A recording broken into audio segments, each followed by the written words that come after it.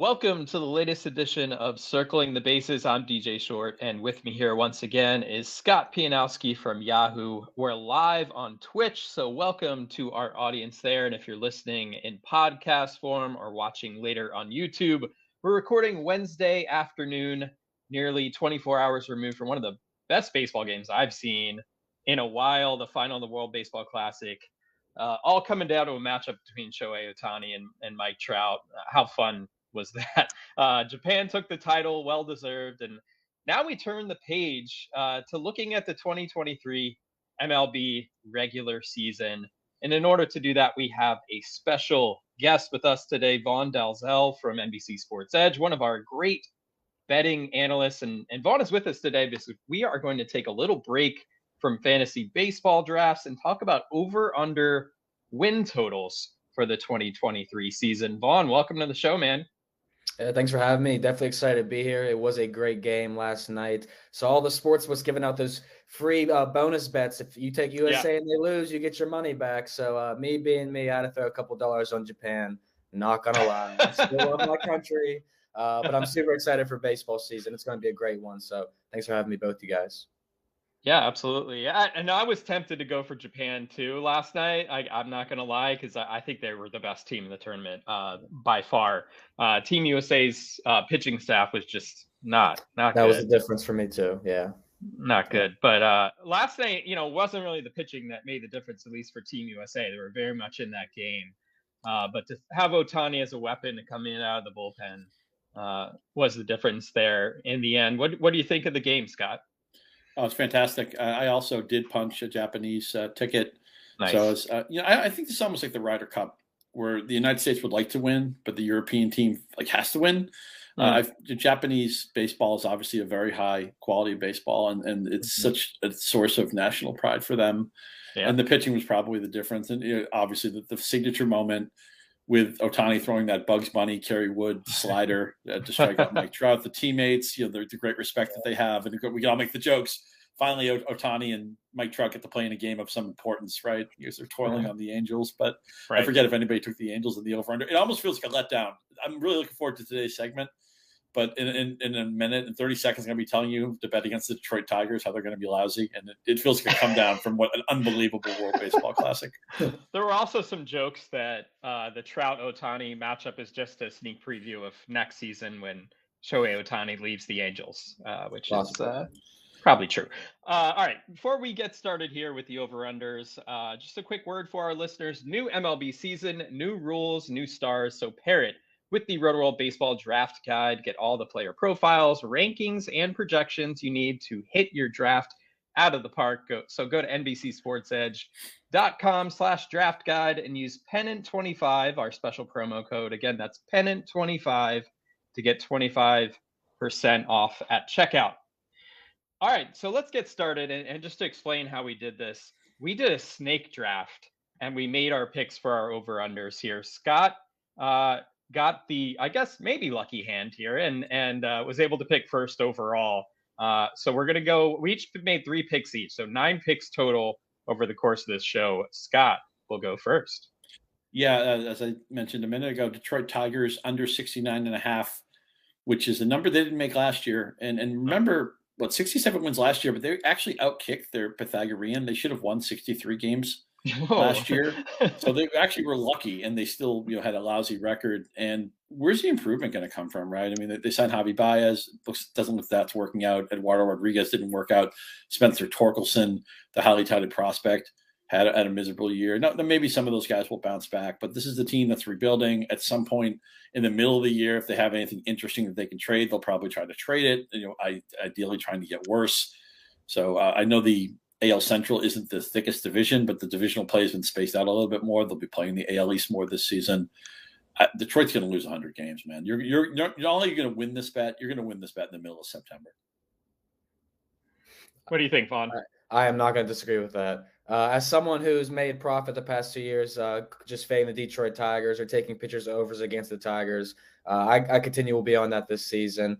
I am interested in their pitching staff and see what can happen with guys like Matthew Boyd, Matt Manning. Not too much attention from me will be going to Eduardo Rodriguez or Spencer Turnbull. Those are 2 guys I'll probably look at fading sometime down the stretch. But yeah, this is a team that's rebuilding. I'll be talking about some rebuilding teams as well.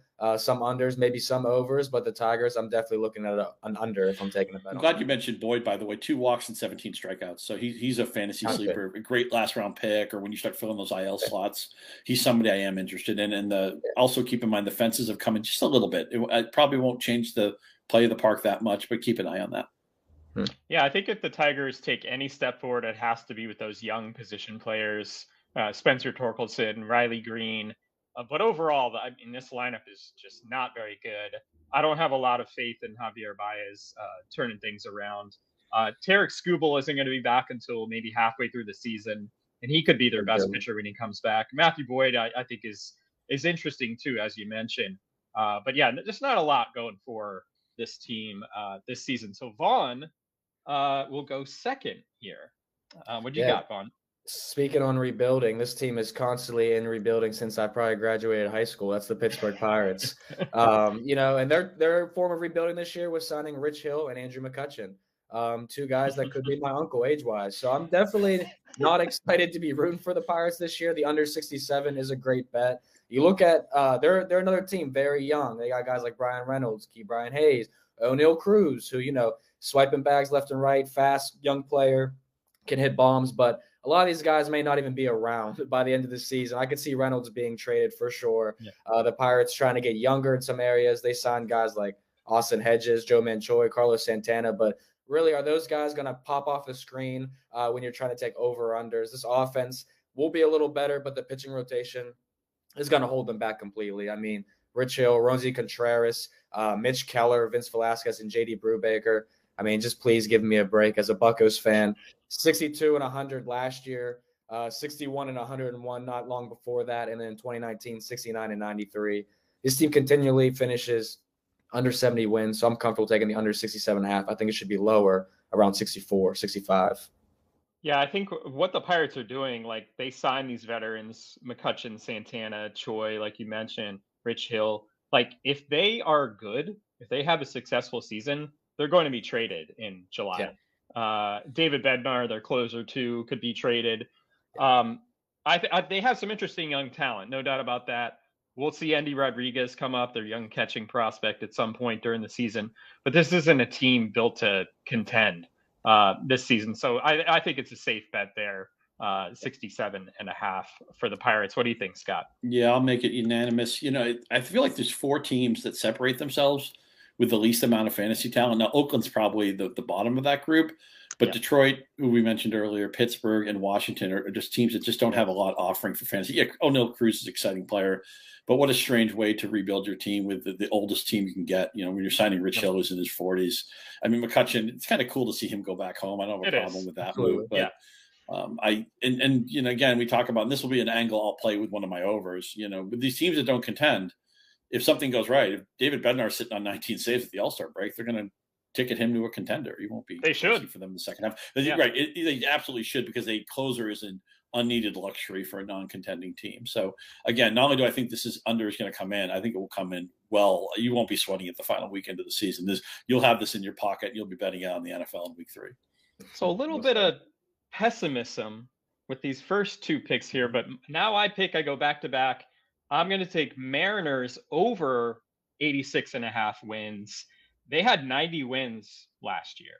And I think they're better, maybe at least similar, if not better, than they were last year. And here's my case. Full year of Julio Rodriguez, full year Luis Castillo leading that rotation. Remember, he was only there half the season last year. More innings from George Kirby and Logan Gilbert. The back end of the bullpen remains super solid. Andres Munoz, Paul Sewald at the end of that bullpen. They acquired Teoscar Hernandez during the offseason, Colton Wong as well, in the Jesse Winker deal, who they got nothing from last year. And Jared Kelenic, I'm not going to quit on Jared Kelenic just yet. He's looked great this spring. Maybe he takes that step forward. Granted, the Mariners will play fewer games in division than previous seasons. That's relevant with how bad the A's are. But I also see the Astros a little more vulnerable than they've been in recent years. Jose Altuve missing, 2 months probably. Justin Verlander now in the Mets. So I think this is very low for a Mariners team who has a chance to win 90 plus. Yeah, I like that. I think the pitching rotation for the Mariners is what's the most exciting thing for me. Obviously, J-Rod was amazing last season in all respects, but yeah, so many strikeouts. When I'm looking at my K props this season, DJ, it's the Mariners are going to be one of the teams I'm definitely targeting. Castillo, Robbie Ray, and I really like Logan Gilbert. I feel like he's a slept-on prospect, a guy that's really going to be taking his game to the next level over the next 2 years. I'm not in love with all the hitters, but Teoscar Hernandez is exciting too. Colin Wong, I've always been a fan of him.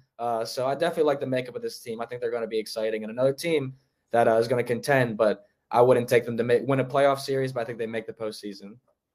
Yeah, I'm going to make it unanimous.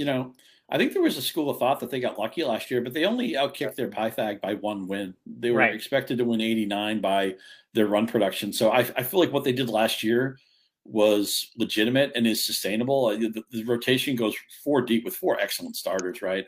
They're all, maybe none of them is a true ace, but they're all like legitimate number 2 starters, and they have 4 of those guys. I love Vaughn's bringing in his dog to sign off on the Mariners as well. I'm very dog friendly podcast.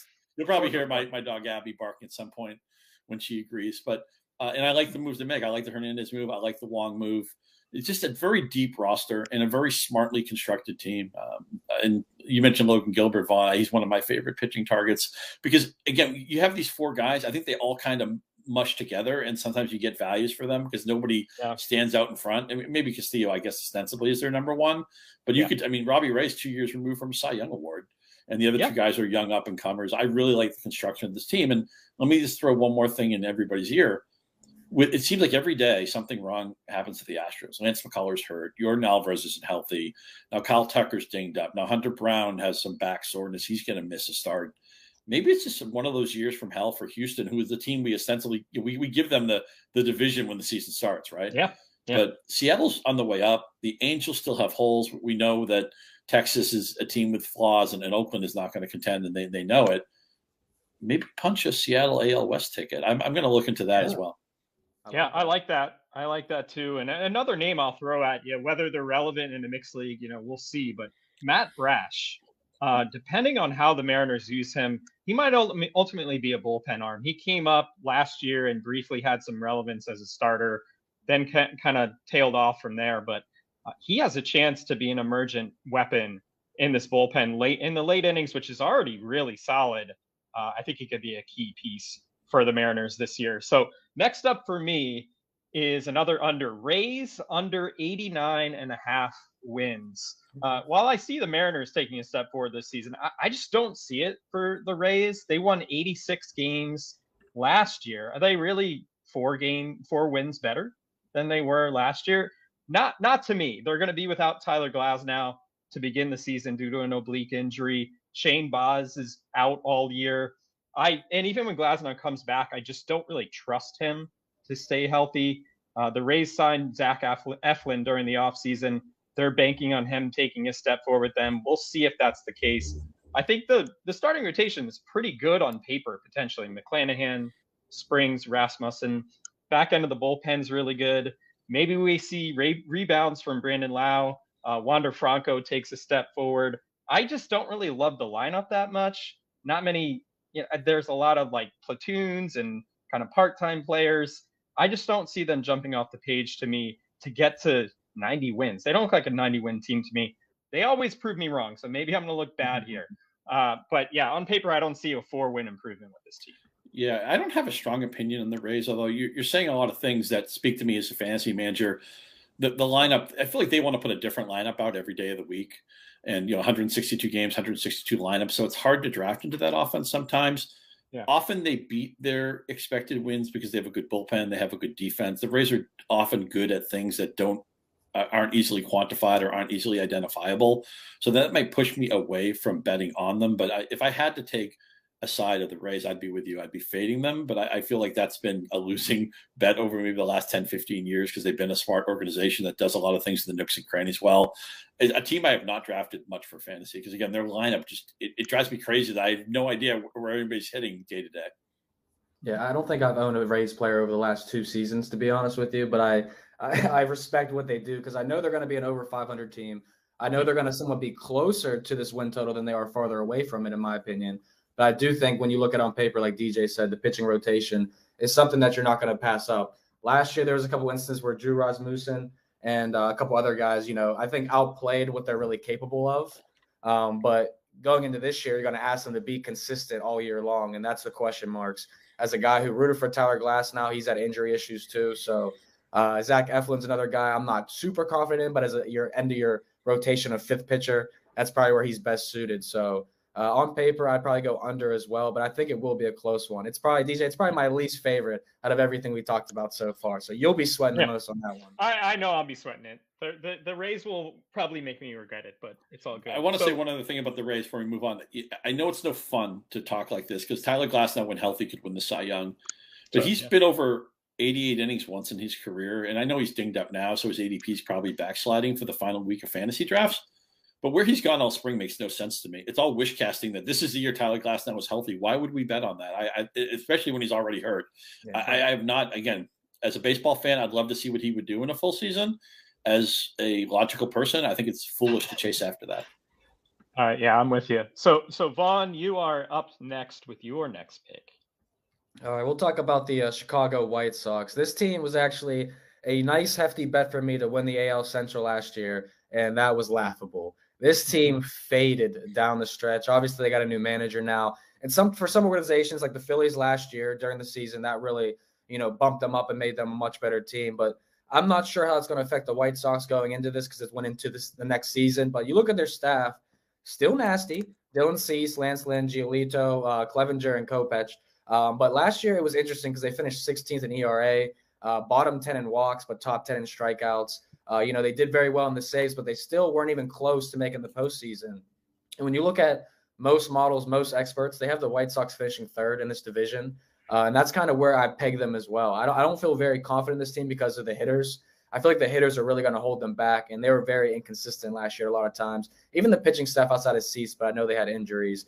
But Chicago, one of 14 teams last year not to average at least one home run per game, and they had the second most hits and the fifth highest batting average in all of baseball. We know they wreck lefties, but outside of that, they were not good in my opinion. So, yeah, they got Andrew Benintendi. Yeah, they got Elvis Andrew, re-signed him after he played about 43 games with them and a new manager, like I said. But I'm still going to go under. This team being above 500 is going to be a close call, and I could definitely see this team finishing anywhere between 75 and 80 games, so 80 wins. So I'll take the under on the White Sox as well. Yeah, I think there's a lot of boom and bust with this team, just period. So I think that wide range of outcomes, like you were saying, is totally accurate. I could see Lance Lynn bouncing back, Giolito perhaps, but there's Yasmani Grandal, there's Yan Moncada coming off a bad year. There's always Eloy Jimenez, Luis Robert. Can they stay healthy? Tim Anderson was hurt last year. Yep. They have a rookie playing right field, Oscar Colas. Like, what can he do? I just think there's a lot of things that could go wrong here. Maybe it goes right, maybe. But I think more likely you're going to need a lot to go right to beat this number. So I'm with you on that.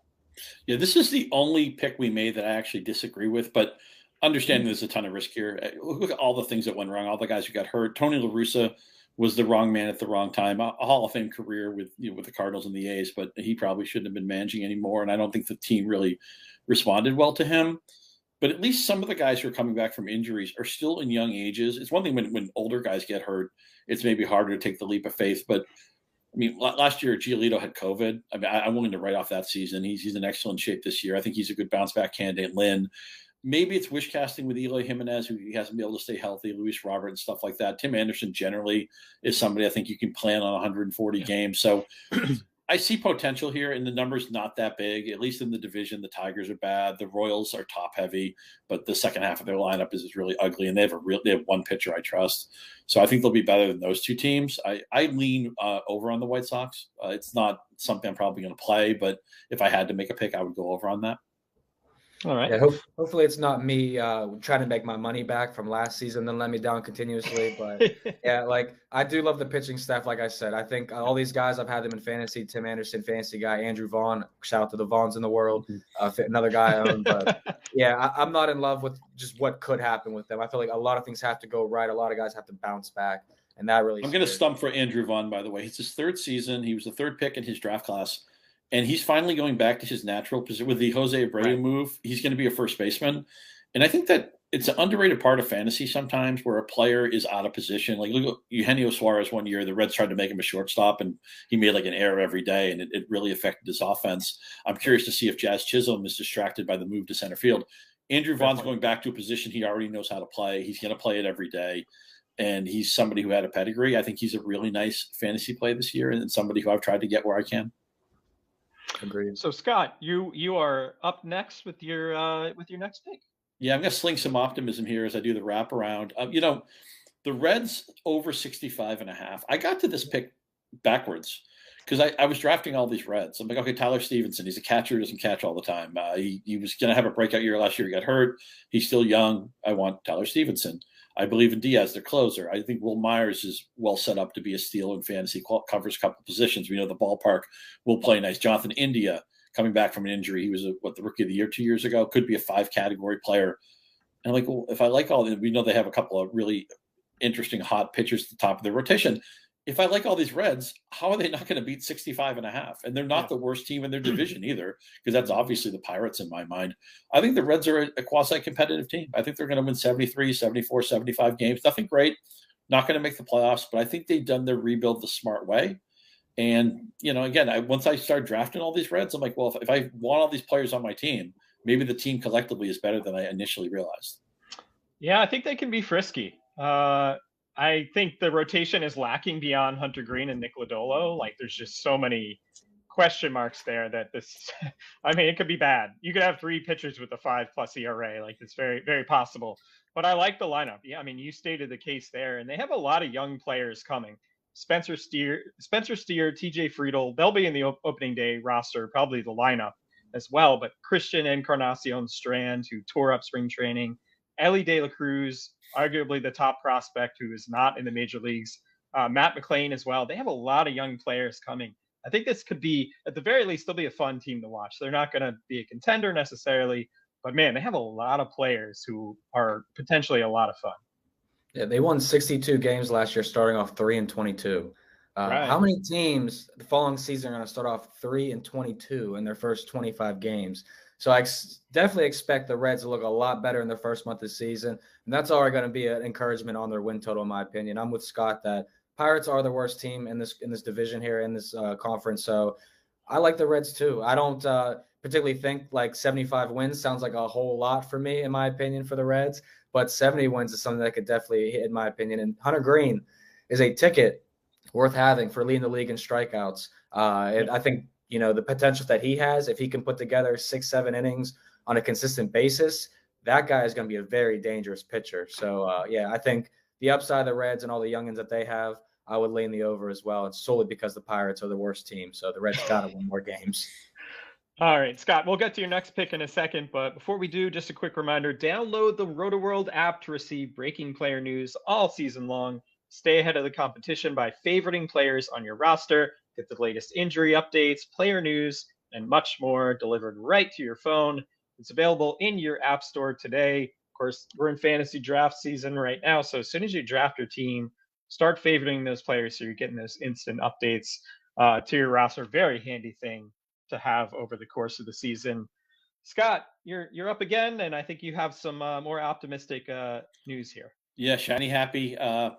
Producer Adam tells me I have the Mets over 93.5, and producer Adam says that you can actually get 91.5 if you shop around. So nice. That ticket has gotten even more interesting to me. I don't see a weakness on this roster, and Steve Cohen, whatever they need, and obviously they just lost Diaz in the celebration injury, which stinks, but if they need something, he's going to go out and get it. And they also have a couple of really interesting offensive prospects who are in Beatty and Alvarez, who are eventually going to fit into this roster. Maybe they don't play opening day, but they have improvements. They maybe are not putting their best lineup on the field opening day, but eventually those guys get into the mix.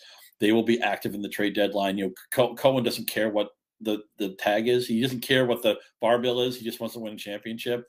He's managing this team or owning this team, running this team the way all fans would like to.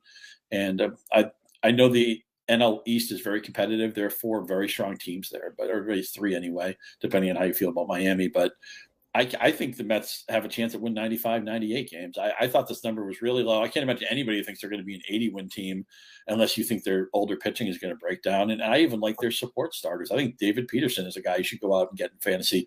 The Mets right now, I think they already have 97 wins in the back of my mind. It just seems very clear to me that they're a good team and they're going to get what they don't have in the middle of the season.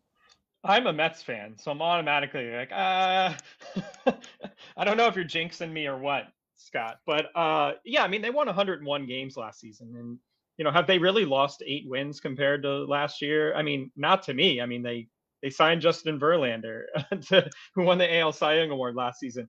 You mentioned this rotation is old, and I think that's the biggest concern. Jose Quintana's already out for multiple months. Carlos Carrasco is 36 years old. Verlander and Scherzer in the back 9 of their career. If like 2 or 3 of those guys go down, and you really have to rely on the David Petersons, Tyler McGills to fill that gap, maybe they're not quite as good as we might think. I think that number going down to 91.5 in these other books is a reflection in the Diaz news, and I get that to some degree, but I still think, like you said, I mean, Beatty, Alvarez, they could be big difference makers for this team. The Mets really didn't bolster their lineup. They kept their guys. Like, they re-signed Brandon Nimmo. That was like their big move offensively. They almost got Carlos Correa.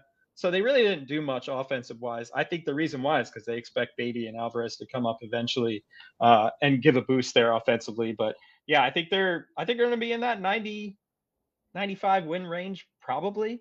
But I'm a Mets fan, so I'm automatically anxious. I also love that their 2 best offensive players, Lindor and Alonso, are still in their 20s. It's completely reasonable that they haven't had their best seasons yet. Some year Alonso's going to be MVP of the league, and Lindor we know didn't hit at the very beginning of his Mets career, but he's been a terrific player for the last year and a half. Yeah, I don't have honestly too much to add because I thought that was terrific breakdowns by both of you guys. And DJ, I know you were super excited to talk about the Mets, but yeah, the only concern to me would be that the rotation is a little bit older, but we know how valuable these guys are at that age still. That Verlander, Cy Young, Scherzer's going to be up for that. So I'm not really worried about that at all. I think they're another 100-win team. And when I was looking at future tickets to win it all, I'm considering the Mets, and that scares me, DJ. So I just got to take the win total and get my money, and then play it by ear after that. Also, the best TV booth by far is the 3-man booth of Gary Cohen, Ron Darling, and Keith Hernandez. Now that we Vin Scully, we've lost him, and man, do we miss Vin Scully? But the Mets are just worth watching just for those guys. Yeah, I think one other thing with the Mets, they got pretty lucky last year in terms of their key everyday players being in the lineup. Starling Marte was hurt in September, and that was a bummer. But like Pete Alonso, Brandon Nimmo, Francisco Lindor, they were all in there every day, basically. If they lose one of those key guys, like that could change it a little bit too, especially in a division that should be pretty close. So Vaughn, your final pick here, who you got? I figured we'd go with an over since I gave you guys 2 unders. But the sharp bettors love the unders. That's usually the more profitable. Fade everything. Yes, fade everything. But for this team, which was a fade for the most part last year, we're going to go over this year, and that's the Arizona Diamondbacks. If there's a youth movement going on in baseball, I think it's happening in Arizona right now. They have a ton of guys, and you guys touched on a lot of prospects, but Corbin Carroll, he's going to be up, and he's going to be one of the best things we've seen probably all in baseball this season. So I'm really excited to see him.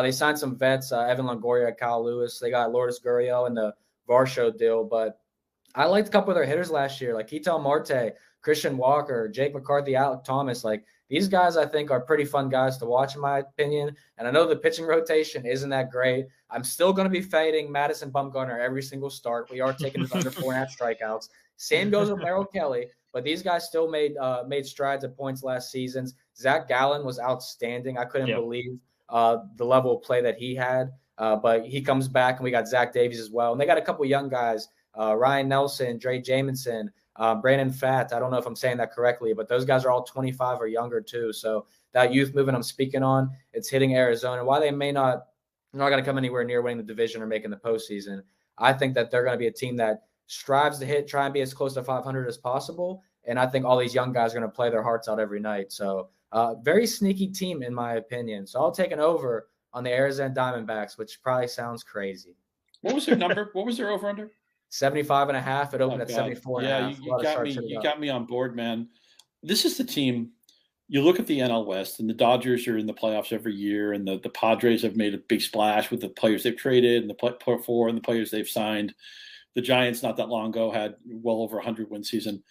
Arizona gets lost, even Colorado, as bad as they are, it's Coors Field, and we always pay attention to that. Mm-hmm. This is such a sneaky team. Christian Walker is like a round or two cheaper than he should be. Right. You know, and Carroll, of course, is a buzzy prospect, so you're going to pay for him. But I think Lourdes Gurriel was a great ad. He had a wrist problem last year. He's still at a plus average. He's still at a plus OBP. His OPS plus has been positive every season. He's been in the majors. He's a professional hitter. He's still in his 20s. Bottom line, this is a team that's screened, that's under the radar. If you told me they went 81-81, I'd believe it. If you told me they were like quasi-competitive this season, I'd believe it. As you mentioned, they have some interesting prospects that are probably going to get into the mix at some point in the middle of the year, and the league has changed the rules on that, where teams are actually incentivized to put their best team on the field. Bottom line, not only do I think Arizona's a good over bet, but I think there's a lot of fantasy value. It's going to be hard to get a good price on Carroll. He's just so popular and buzzy, but there are so many under the market, under the radar guys you can get for fantasy. And that's, again, kind of how I got to the Reds. It's like, well, if I'm drafting all these guys, it must be a better team than I thought. I think the same tag applies to the Arizona Diamondbacks. Gabriel Moreno, the catching prospect, is one of those guys, Scott, especially with the news that Carson Kelly's hurt. I think it was his forearm. He's going to miss quite a bit of time. So now Moreno's essentially pushed into a regular role there. So you can get him outside the top 12 catchers in fantasy drafts. I'm not sure about the power with him, but the approach is really, really good. One of the top catching prospects in the game. So he's someone to target there. And I like this bet too. I think that Zach Gallen is one of the most underrated pitchers in baseball. He's one of my favorite pitchers to watch. So my final pick here, I'm going over too, and I'm taking the Guardians over 86.5 wins. This is a team that won 92 games last season and the AL Central, taking the Yankees to the limit in the division series. I don't see them losing 6 more games than they did last year.